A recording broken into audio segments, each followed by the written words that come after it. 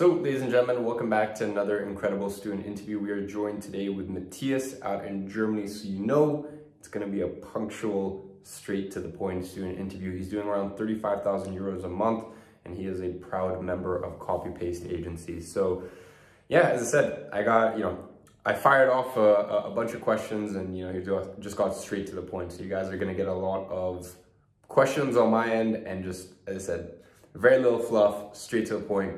Exactly how he's managed to pull in 35,000 euros a month using Copy Paste Agencies. So before we get into this, just a quick reminder that there should be a link down below to the updated 2021 CPA page. On there, you're going to find a 15-minute demo where I break down exactly, or a 15-minute video where I break down exactly how our Copy Paste Agency students get these results.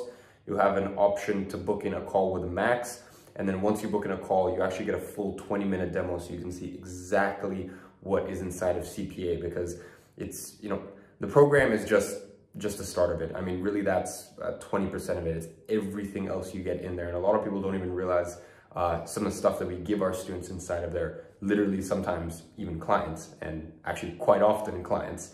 So yeah, anyways, go ahead, check that link out. And, really the only thing you need to know with CPA is we've done something really bold in 2021. And that's, because of just the crazy student results that we get, we actually offer a money back guarantee. So if you're not happy with the program, within 14 days, you can actually refund. And not only that, we'll even give you $100 for wasting your time. But the great thing is, we don't just let anyone into CPA. It's a high ticket program.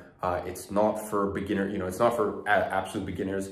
Really it's there for people who have at least a couple clients and you want to scale up that 10 to 50K a month mark. And we have people in there who, are doing 10K a month, or 20K a month, and they want to get to 50K a month, 100K a month. So, yeah, the great thing with that is Max has to qualify and accept every single applicant. We don't just let anyone in, especially with this money back guarantee. We're not going to let anyone in if we don't think we can actually help them, because if we can't help you, as I said, it's not in our own best interest to sell you into the program. So yeah, go ahead, check that out. And without further ado, let's get straight into the interview. So, ladies and gentlemen, welcome back to another student interview. We are here today with Matthias, all the way over from whereabouts in Germany? Germany, near to Munich. Near Munich. Awesome. Yeah. We were just talking about how bleak and depressing Europe is right now, both London, which I'll be returning to in 6 days, and Germany. But yeah, very, very excited for today's interview. So obviously present day, you're pulling in around 35,000 euros a month, working with 9 to 10 clients. But take us back to the beginning. What did that look like for you? So I actually started like 4 years ago as a freelancer, and I didn't really take it serious. I was just like making a good amount of money, right? I was still a student, living with my girlfriend. And but then like 2 years ago, I really wanted to scale things up, started that, joined agency incubator like 2019, somehow that, and then Copy Paste Agency like a year later when it actually came out. And yeah, here we go. Awesome. And there we are. So obviously you guys are running, right now you guys are running ads for e-commerce businesses, correct? Yeah, just e-commerce business. Was that from the start, or was there a point in which you switched? I switched, like I worked with in the beginning, I worked with all kinds of clients, real estate agents, some consultants, whatever, right? But then I got my first e-com business as a client, and I kind of fell in love with that.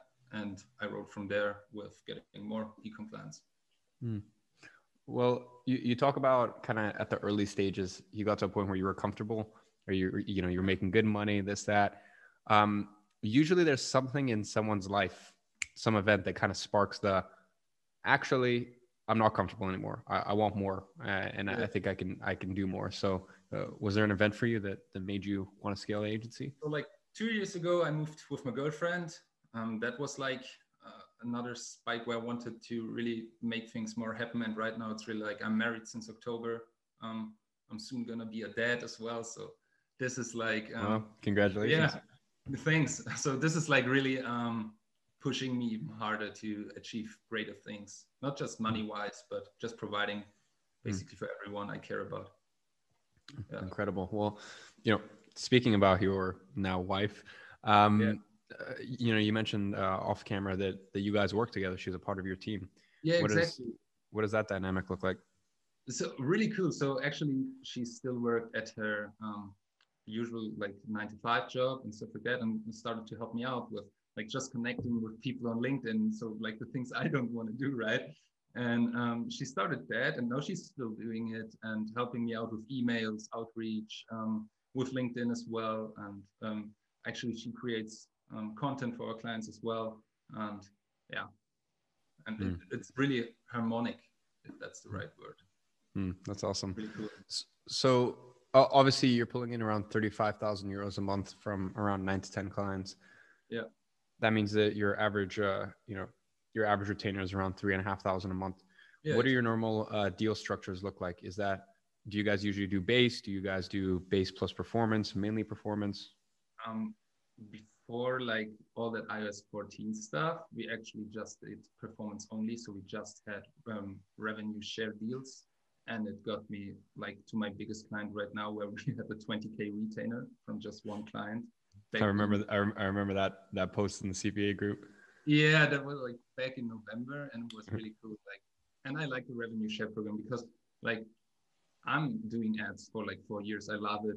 I really love to do it, and I know we can provide results. So why just don't go with revenue share only? It's the right way for me at least. But right now, of course, we are still having also base fees plus ROAS or just base fees. It's basically just depending on the client, to be honest, what they prefer, and then we grow from there. For sure. So in terms of your team structure, obviously, as you mentioned, your wife, who else do you have on your team? I have a media buyer as well, and an appointment setter who's sending out emails. Yeah, that's awesome. And is the appointment setter your only way in which you guys are getting clients at the moment, or are you doing some outreach too? I'm actually doing Zooms myself as well, like 10 per day, just to get it done, basically. And I started to build out my personal brand.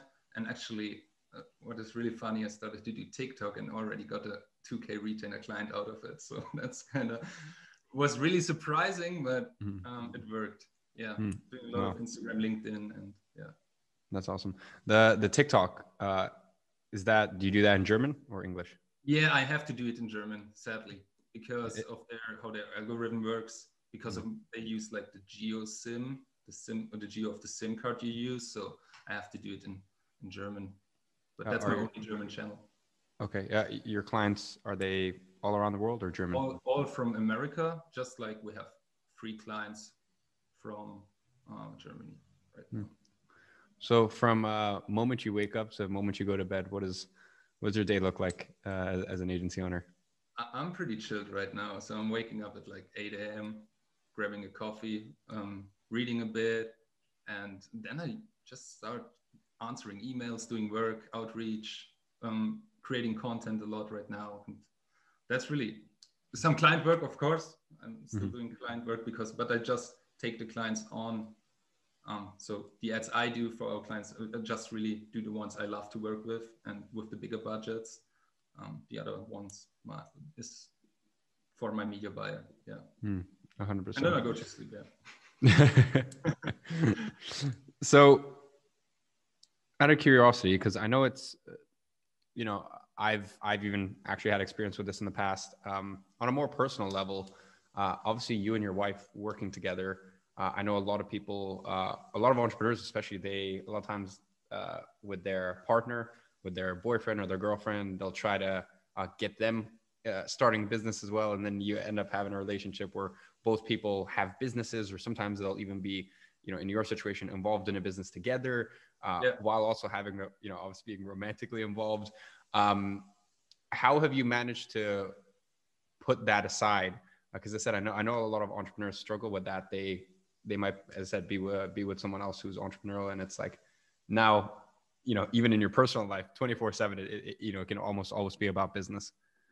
No, we don't really have that problem, to be honest. Like, she's just working right there not right now, but she's having her desk there, and we just start working. She's doing like, she's not like working 8 hours per day for me or stuff like that. She's just really doing 2 hours, 3 hours per day, creating some content for clients. So we have a jewelry client, for example, and she is taking like that user generated content we create from them, which we use for ads again. And we don't really have to separate it. I think like it's really, I think I'm lucky with that one. That's So awesome. does that make sense? Does it answer the question? I don't know. Yeah. Okay. So, you mentioned there or previously that you guys do user generated content, and that's something that's kind of a part of your service. When did you guys make a decision that that was something that was integral with what you guys are doing and start offering that to clients? Just like 3 months ago, like around And that. Yeah. What's been the effects in terms of client results, client satisfaction, et cetera, et cetera? Yeah. For our clients, it's like they like to have everything in one. So basically that one agency is doing everything, basically, at least like for the Facebook side, we are doing also the content, right? And it also helps us because we know what works, and user generated content right now, at least, works pretty well for every stage of the funnel. And we just can create it on demand. So it rather was helping us more than the clients, to be honest. For sure.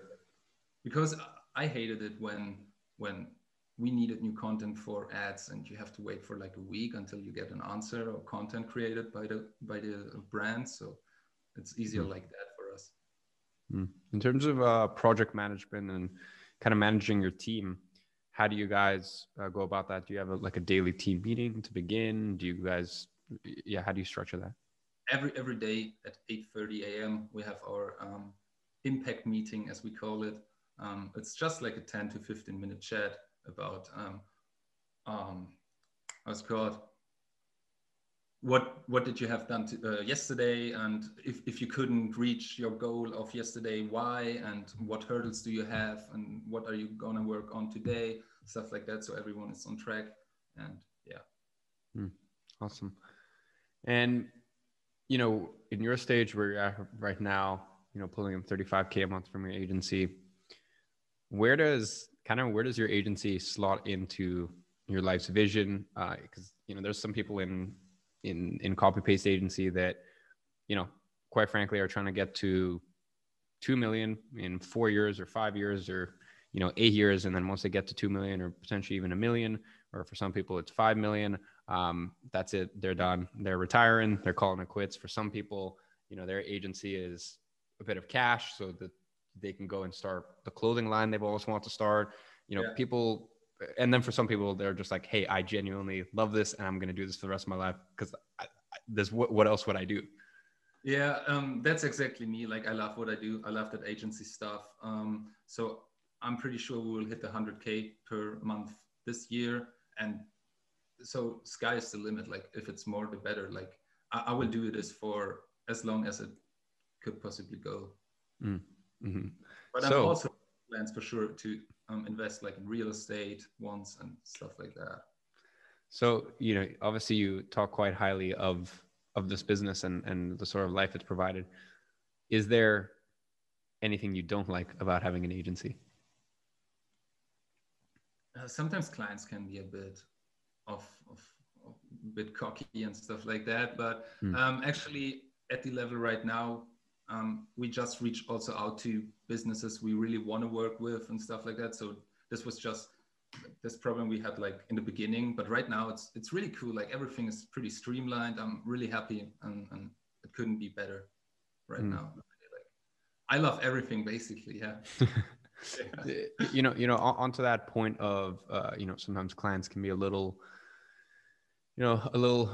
cocky, as you said. Sometimes clients can be, at the end of the day, you're in a client-facing business. So, whatever it is, at the end of the day, the client is always right, even if they're wrong. And, you got to be accommodating to that. And it can be very, very frustrating at times.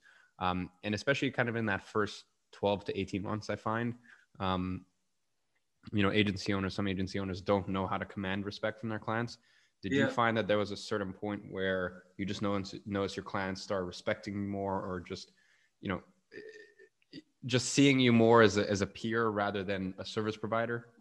Yeah, like it may maybe sound like a bit weird, but since we are an official Facebook marketing partner, since we got that like badge and stuff like that, kind of everything changed as the perception of us, of our clients, because before we were just like that remote agency. I'm sitting here, right, and a young dude. But now with all this credibility, it's getting more easier. Yeah. So you talk about that you know, having that sort of stamp of approval.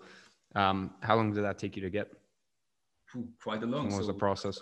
Last year. So the process was basically just spend a lot on Facebook with for your clients and make good amount of money. Like last year, we spent 1.3 million on Facebook and made 8.3 million out of that. So and that was actually also the year where we got the verification badge and all that stuff from Facebook. Amazing. And yeah, in terms of the sort of ideal client that you guys are looking for, do you have one in mind? Yeah, it's exactly so like a specific brand or just like overall? Well, I guess overall, but you can give me a specific brand as a way to show me. I don't know, but for sure, at least a 7-figure brand who's not afraid to really invest heavily in marketing. Like we like to spend multiple thousands per day because that's way more fun than just going with 100 per day. And yeah, so feel like that. So have you had any experiences working with clients where you thought it would be fun and then you realized that, hey, maybe this isn't a kind of sort of client that I want to work with? And obviously without sharing any specific details, maybe talk a little bit about your experience. Actually, last year, I onboarded a pretty big client where actually Beyonce and Jay-Z was involved with. So they invested in that company, but we couldn't bring in results. And because we couldn't advertise that they are involved in it and using the products, right? And by that, it was just a common product everyone has. So it was pretty a shit show then. So we had them for 2 months, but then we fell apart. Yeah. So kind of my last question for today is, you mentioned that your plan is to get to 100K by the end of the year. Yeah. On a more pragmatic level, how do you intend to get there? More outreach. I will have more appointment setters. I will do more content on Instagram, TikTok, whatever. And we will run ads for ourselves. This is actually someone I'm just working on right now, building landing pages and all that good stuff. And I'm pretty sure we'll hit that. Amazing. Well, yeah. All of your answers were very, very succinct. I would expect nothing less from a German. It's the exact same thing when I talk to some of my German clients. My only frustration with German clients, for some reason, you guys have this weird like banking thing. Pretty much all of my German clients, we have issues with using their credit card. You guys have tiny limits, so they need to use it for like flights or like this or like that. And it's that's the only thing sorry. That's why we just reach out to American brands as well. Like I don't like to work with German brands. Really but with the American ones, it's way easier. Why is that? Literally just for that reason or anything else? German brands are really like afraid to scale. Like they won't be like, hey, let's spend 500 today, see how it goes, and tomorrow we bump it up to 1,000 or whatever. They're like, hey, let's spend 300 per day, and that's for the next year and make the most out of it. Like that's boring for me. I don't want to do that. Love it. All right. Well, as I said, dude, thank you so much for your time. Hey, thank you for having me, man. Appreciated it.